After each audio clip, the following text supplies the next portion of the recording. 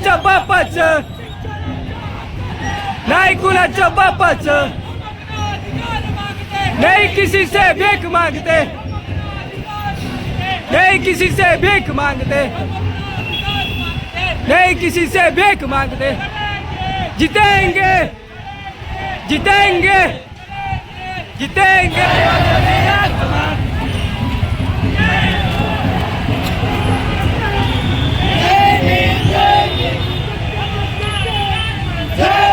जय भीम।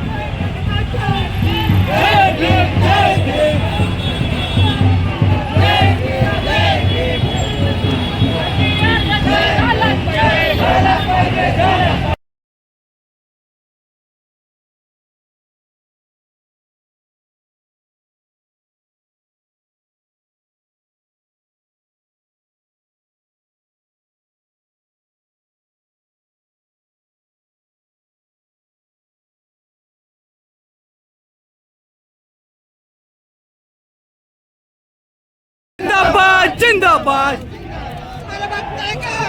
शामिल हुआ शामिल हुआ शामिल हुआ।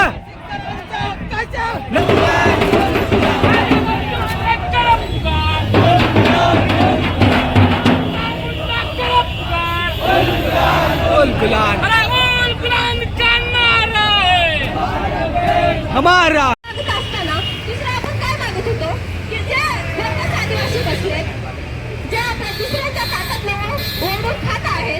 फक्त आमचं अन्न आमच्या ताटातलं आहे आणि ते आम्हाला द्यावं ही मागणी आहे आमची। जे बोगस लाखाच्या आसपास जे बोगस आदिवासी आमच्या मूळ आदिवासींच्या लोक भरतीवरती नोकरीच्या जागेवरती बसलेले आहेत त्यांचा तात्काळ निलंबन करा आणि ते आमचे मूळ आदिवासी आहेत त्यांना त्या जागी रुजू करा, त्यांना त्यांच्या हक्काचा त्यांचा जो हक्क आहे तो द्या। या मूलभूत मागण्यांना घेऊन आपण तिथं गेले 10 दिवस झालं उपोषणाला बसलो आहे। आणि दुसरं म्हणजे काय, या सरकारने जे आपलं शिक्षण बंद करण्याचं षडयंत्र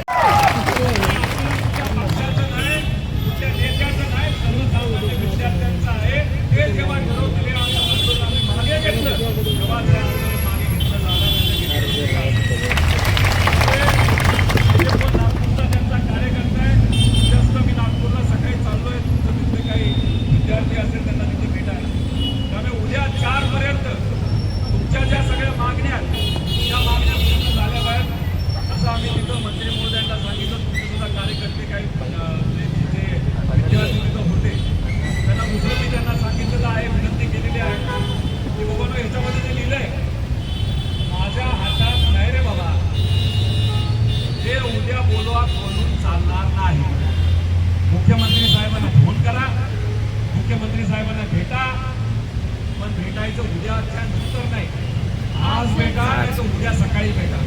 तेव्हा संध्याकाळी विद्यार्थ्यांशी बोला तेव्हा सांगा मुख्यमंत्री साहेबांची आपण जेव्हा शेतकऱ्याचं आंदोलन होतं पंढरपूरला तिथं मी मंत्री महोदय म्हणजे मी बोलतो ना, मी साहेब बोलतो असं नका बोलू, माझ्यासोबत बोला। फोनवर मुख्यमंत्री साहेबांची ते बोलले तेव्हा आम्ही आंदोलन मागे घेऊ। त्यामुळे तेच म्हणत असेल माझ्या हातात नाही रे बाबा, त्याच्या हातात आहे त्याला सांग, त्यांना सांगता येत नसेल त्याला विनंती करा की उद्याची बैठक ही मंत्र्यासमोर नाही मुख्यमंत्री साहेबांसमोरच आहे। मुख्यमंत्री साहेबांनी सांगितलेलं आहे कुठलाही मंत्री निर्णय घेऊ शकणार नाही, घेतला तर निर्णय आम्ही मागे घेऊ। माझा आदिवासी भागातल्या विद्यार्थ्यांचा जर मुद्दा असेल तर तुमची लोकसंख्या या महाराष्ट्रामध्ये किती माहिती, या लोकसंख्येच्या 9% ते 9.5% तुम्ही आहात।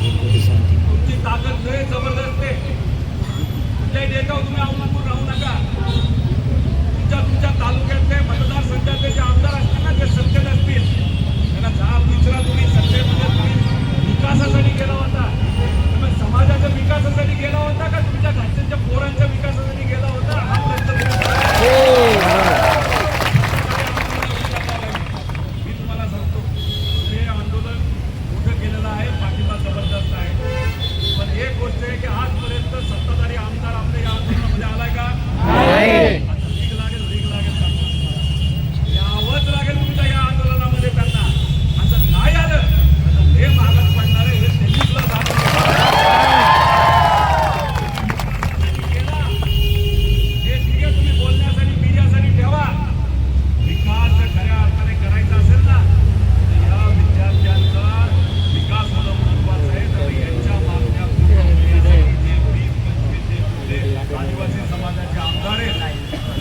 जे असतील पुढच्या म्हणजे उद्याच्या बैठकीला त्या आमदारांपैकी सुद्धा आमदारांनी त्या बैठकीला गेलं पाहिजे.